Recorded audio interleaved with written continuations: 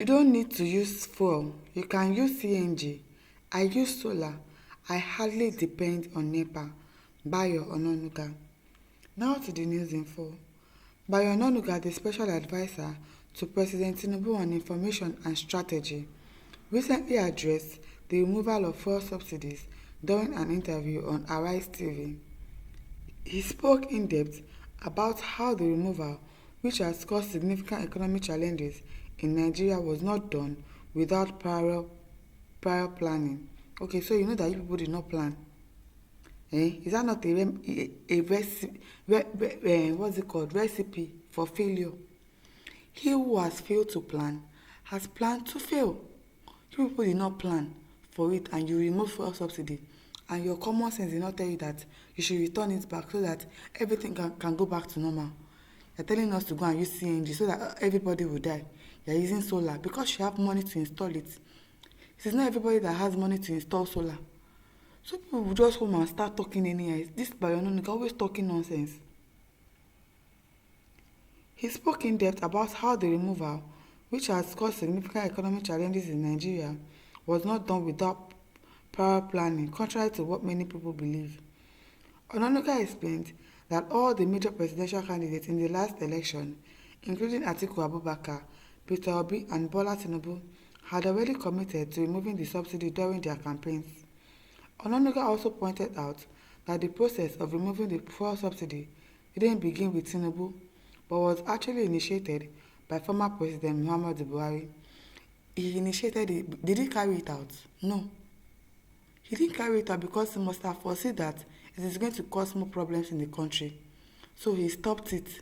But you, because you have coconut head, you removed it.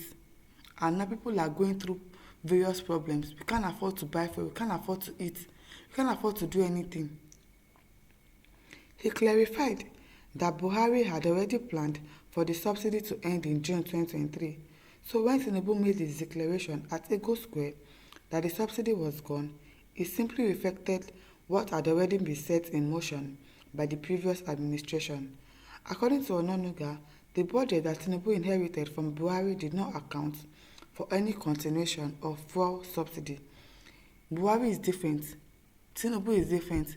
Must you do the same thing that Buhari did? You don't have your own plans when you are coming into governance.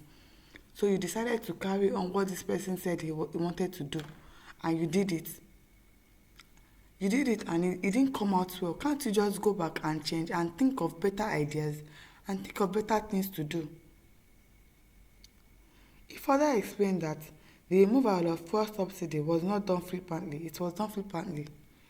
During the campaign, the major candidates, Peter Obi, Atiku Abubakar, all of them said the subsidy will go. Yes, they said the subsidy will go.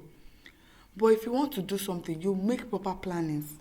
You look at the pros, you look at the cons. If you do this thing, what is going to happen? Okay, so what should we put in place before we remove fuel subsidy? That is what a normal person should do. These people said they will remove fuel subsidy. Yes, that is what you people are holding on to. Peter Obi said they will remove fuel subsidy. And we have heard you.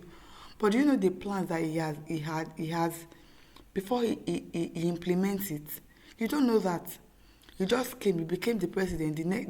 On your swearing-in day, you remove fuel subsidy without any plan or anything.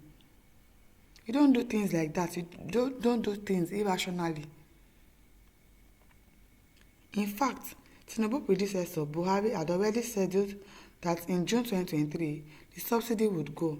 So when Tinubu said at Ego Square that subsidy is gone, it means that in the budget he inherited, there was no such thing as fuel subsidy.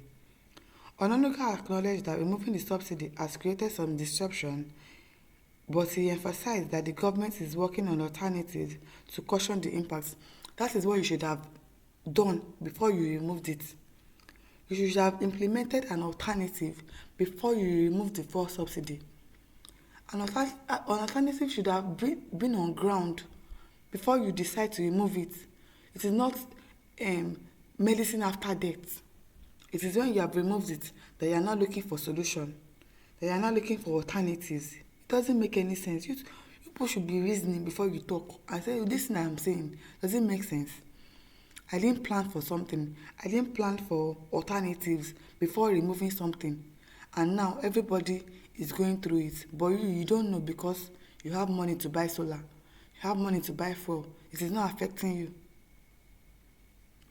He highlighted the introduction of compressed natural gas (CNG) as an alternative to driving vehicles that run on fossil fuels.